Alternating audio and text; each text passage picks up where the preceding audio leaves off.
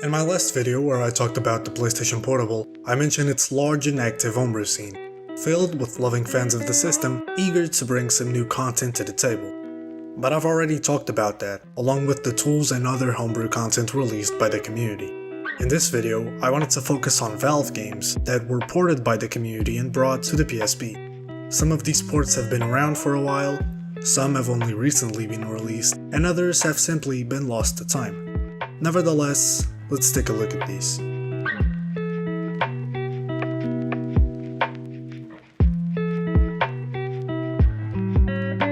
well, what better place to start than with Valve's first game, Half-Life. From what I could find, there are two versions of the 1998 classic for the PSP, the Turok version and the ST1X version. The Turok version gets its name from the Turok engine it runs on, Turok being a sort of community-made port of Turok for the PSP, made with a modified version of the Quake engine.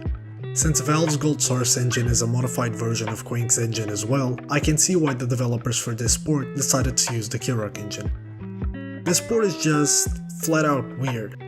We start out with no train cutscene, which is understandable. A 10-minute cutscene like that does take a lot of space and memory.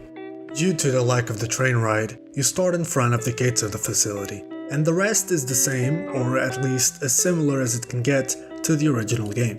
If you ignore the wobbly models, the weird things surrounding the NPCs and their behavior, and the biggest flaw of it all, the lack of a use button.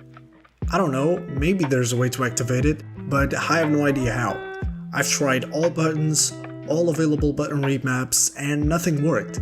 I was able to bypass a lot of the initial restrictions, like the guards not letting you in through some doors, with the help of NoClip. But when I got to the part with the reactor, my character started moving all weird, much like the scientists, and when I got inside the room with those three scientists, they had their little conversation but never managed to open the door for me. Again, with the help of NoClip, I was able to get in, but I soon found out that the stairs don't work and there's no way for me to get up there. And even then, I don't know if the dialogue would activate for the scientists, so that was as far as I was able to go with this version. The ST1X version gets its name from the name that appears in the credit section of the port, ST1X51, or Styx51, I'm not sure. One thing that caught my eye when the game started was the date of compiling shown in the console, 2019. If we keep in mind the age of the Turok project and the date of the files in the Turok version of Half-Life, we can estimate that these versions were created around a decade apart from each other, yet we can still see some similarities. The console looks the same, and the settings and on-screen keyboard were altered just a bit, but other than that, this port of Half-Life is nothing like its spiritual predecessor, in a good way. This version brings in a lot of new things, or at least improvements that, despite the shortcomings we'll see later with this version, make it perhaps the closest thing to Half-Life we have on the PSP so far. After the console finishes loading, you can press start to be greeted with the menu. A far cry from the menu of the Turok version, but you'll see that effort was put on the things that really matter.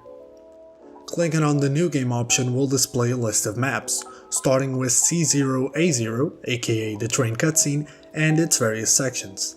This train ride is pretty faithful to the original. It's essentially what you'd expect to see in the PC version, narration and everything. Near the end of the train ride, you start to see the main issue with this version.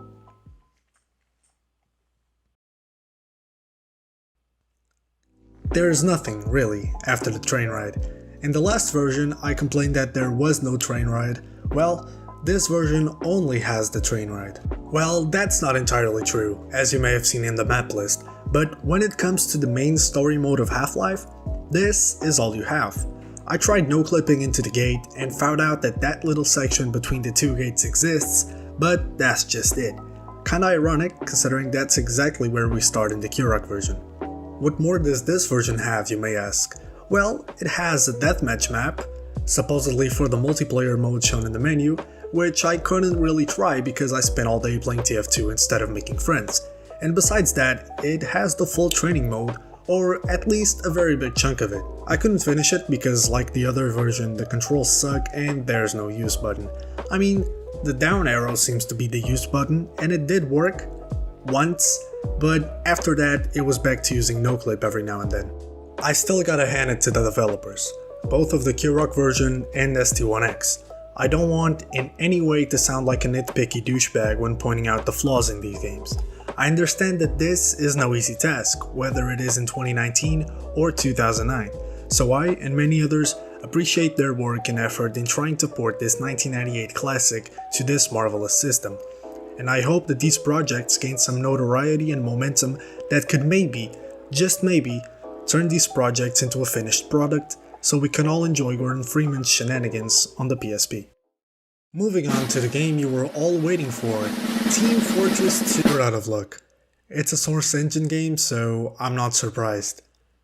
We have Team Fortress, apparently. Team Fortress Classic, maybe? No. Quake Team Fortress. Great. Okay, whatever, let's give it a go. Cool. Apparently, I need to have the registered version of a game that was never officially released on the PSP. And to make matters worse, I haven't found any footage of this port online, so I'm afraid we'll have to move on. Now on to Counter-Strike.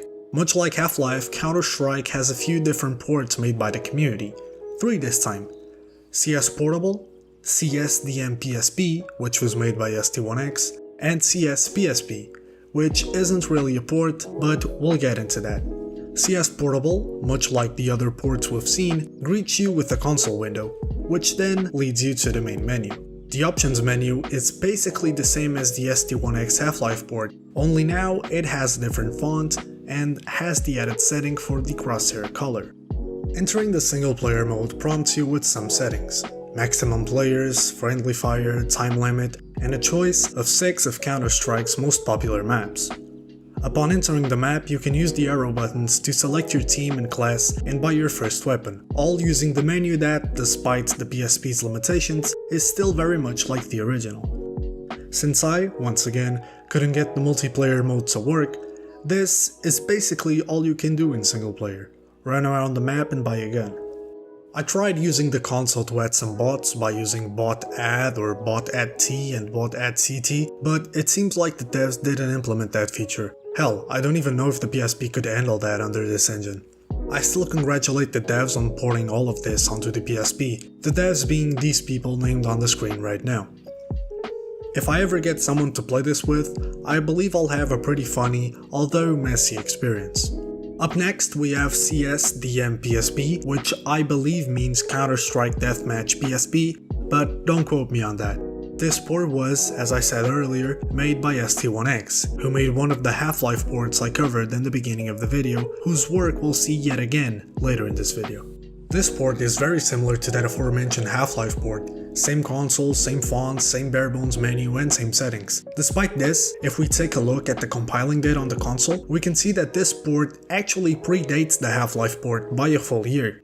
Now, gameplay wise, this might be the best Counter-Strike-like experience you can have on the PSP. Starting a new game will prompt you with, once again, a list of 6 maps, though not all of these maps were in CS Portable.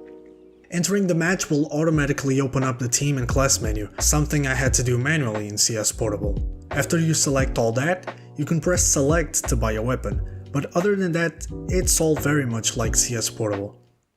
Until you press start and notice a new option. Turns out I was wrong. You can get bots to run on ports like these, and have quite some fun while doing it.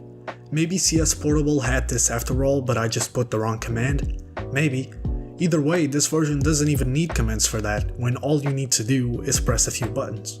So I'd say, if you want an experience that is as faithful to the PC version as possible, go with CS PSP, although CS Portable is pretty cool as well. Now CS PSP on the other hand, was definitely something I wasn't expecting. Instead of yet another console, this is what I saw when booting the game. A fluid and incredibly user-friendly menu that doesn't even compare to the other menus we've seen.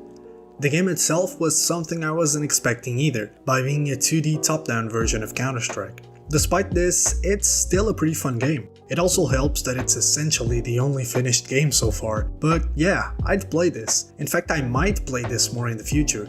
It's a cool game. Good job to the people who made this. Now to finish things off, we have Portal, or as the devs decided to call it, Quartal. a game developed by, oh look at that, ST1X, based on the csgo engine. Well, the menu looks different enough, and I like Portal quite a bit, so let's give it a go. We start once again with the console, except this time is actually fitting with the Aperture logo. Could be a reference to the Portal 1 credits, I don't know. Once it all finishes loading, we're greeted with a new menu that looks pretty good compared to the Half-Life port, this time with a song playing in the background. Starting a new game leads us to a scene where we're falling, landing in a weird room with no sound in the background, a dim light source, and a few cubes, some old and dirty, others clean and new. Pressing the down arrow equips you with the portal gun, and after that, there's not much you can do in this room. The only thing to do now is to walk through the halls that are as creepy as the room you were just in, until you reach an area with the table and the staircase, only to find that the door at the end of the staircase is locked. There's, however, a little hallway in the upper part of the wall that you can access through the help of the portal gun. Now you're thinking with portals. All I did after that was just go through one or two more doors until I landed on Chell's stasis chamber from the beginning of the first Portal game, walked around a bit more and didn't really know what to do next. But, just like with the previous game, I'm sure I'll give this port a try at least one more time in the future.